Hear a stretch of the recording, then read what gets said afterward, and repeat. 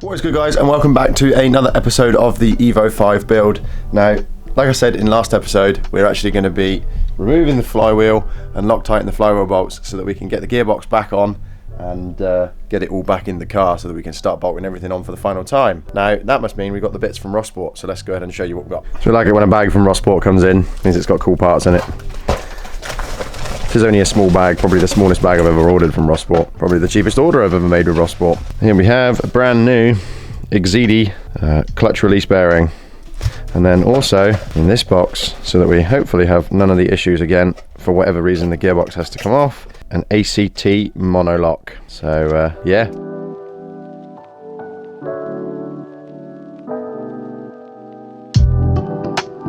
Here I'm cleaning the threads on the crankshaft so they are free from grease and ready for the ARP flywheel bolts to be reinstalled. I'm cleaning the threads so that the Loctite on the bolts can set properly.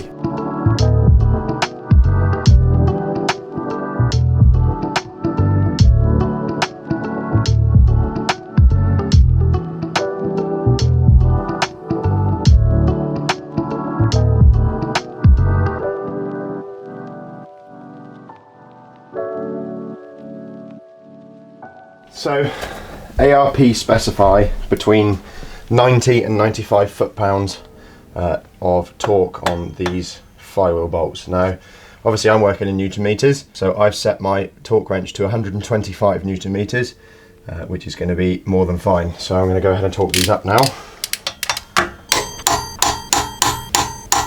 So to install the ACT monolock, you literally just put the springs on the center like that, take the actual collar itself, sit it down and literally snap it in, and then it's all in nice and easy. And the nice thing about this is it doesn't have the ring in the back, so if you ever have to take it off, it's literally really simple. You can just literally turn it over, tap it with a screwdriver, and it falls right back out again. So it is a much better design, so just save yourself the hassle. Yes, it's 75 quid for quite a small part, but it's 100% worth it in my book, and I wish I'd done it to begin with. So there's that.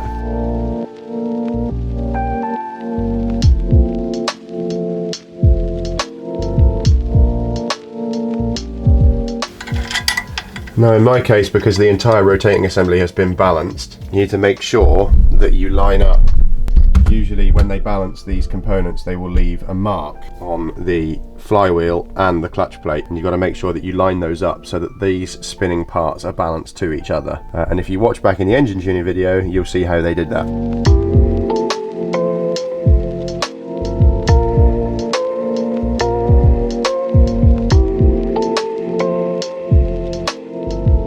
Okay, so what we've got to do now is take the new release bearing and install it into the box.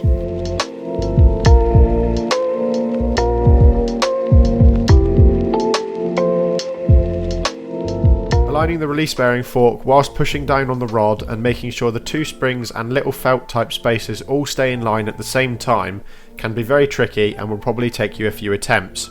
But just be patient, it will all slot together eventually.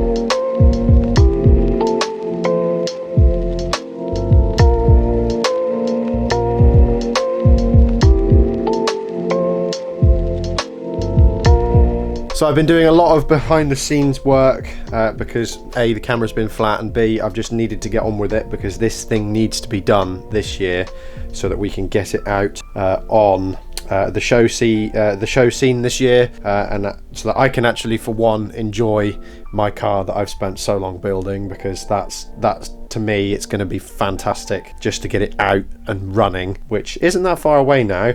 But I will break down what I've actually done in the time that I haven't been recording to save you the sort of time and hassle as such, or not hassle, but yes, I'm going to show you the engine bay, and it looks a lot different compared to the start of the video. It looks very complete now, dare I say. Okay, so we've got the catch can in, intake pipe, obviously that's subject to change because I want this out of aluminium, not stainless, and it will cut off here, and there'll be obviously a big filter there. We need a slimline fan because the wastegate sits very, very close to the radiator, but that's in.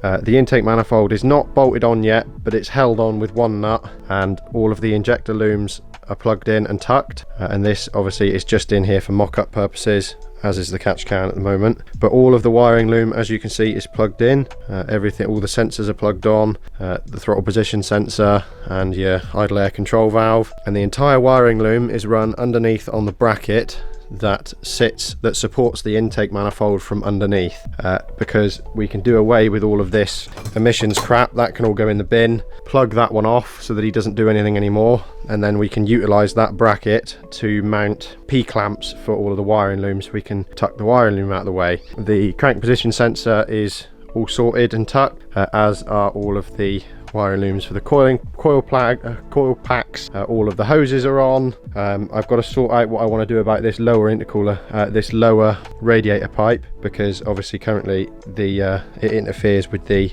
intake, but I'm pretty sure I'll just be able to push this on and clamp it on and then run that JS hose anyway. But yeah, this is sort of what we've got going. The turbo is now officially bolted on. I've just got to put the downpipe on, and I've lost the banjo bolt for the oil feed, so I've got to pick up one of those, and some gaskets for the downpipe. But it's getting there, guys. It's a hell of a lot further forward than it was a couple of weeks ago.